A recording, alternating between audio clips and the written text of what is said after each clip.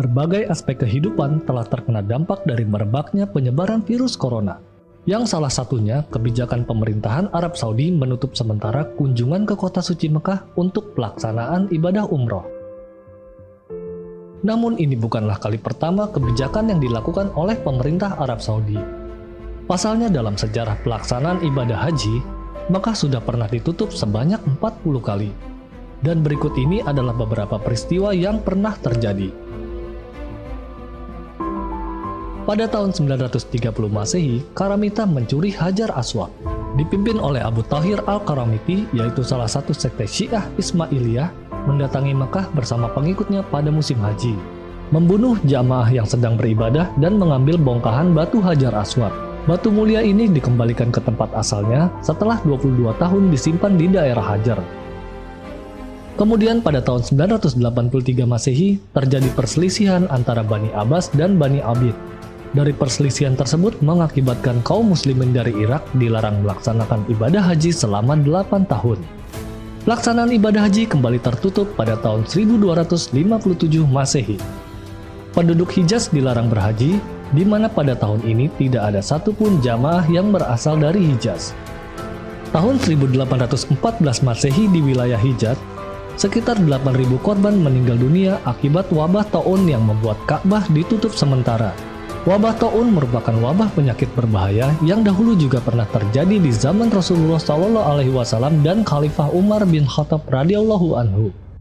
Kemudian pelaksanaan ibadah haji kembali ditutup pada tahun 1831 Masehi karena adanya wabah Hindi yang dipercaya berasal dari negara India. Merebaknya wabah Hindi menyebabkan sekitar 3/4 jamaah haji meninggal pada tahun itu. Pada tahun 1837 Masehi tidak ada ibadah haji di tahun ini hingga 3 tahun berikutnya akibat epidemi. Kemudian pada tahun 1846 Masehi ada wabah kolera. Wabah ini menyebar hingga berimbas kepada seluruh jamaah haji, hingga ibadah haji ditiadakan dan berulang pada tahun 1850, 1865, dan 1883 Masehi. Epidemi kembali terjadi pada tahun 1858 Masehi, yang menyebabkan penduduk Hijaz mengungsi ke Mesir karena adanya epidemi yang parah hingga membangun karantina kesehatan di daerah Bir Anbar untuk menghindari epidemi tersebut. Pada tahun 1864 Masehi, 1.000 jamaah haji meninggal per hari. Madinah mengalami epidemi, 1.000 peziarah meninggal per hari karena wabah yang sangat berbahaya. Saat itu karantina diberlakukan dengan bantuan dokter yang dikirim dari Mesir.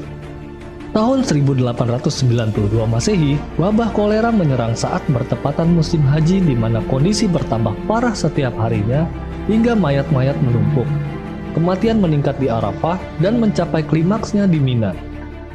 Tahun 1895 Masehi juga terjadi wabah tipes, yakni pandemi yang mirip demam tifoid atau disentri, yang terindikasi dari konvoi yang datang dari Madinah. Kemudian pada tahun 1987, wabah meningitis menyerang Arab Saudi membuat kegiatan berhaji ditutup. Saat itu, setidaknya sebanyak 10.000 jamaah haji terinfeksi dikarenakan penyebarannya yang sangat cepat. Jumlah jamaah haji Indonesia yang terserang sebanyak 99 orang dan 40 diantaranya meninggal dunia. Meningitis dapat disebabkan berbagai organisme seperti virus, bakteri, dan jamur. Meningitis yang disebabkan virus umumnya tidak berbahaya dan dapat sembuh tanpa perawatan spesifik. Namun meningitis akibat bakteri dapat berakibat serius seperti kerusakan otak atau kehilangan pendengaran. Resiko meningitis dapat dikurangi dengan pemberian vaksin.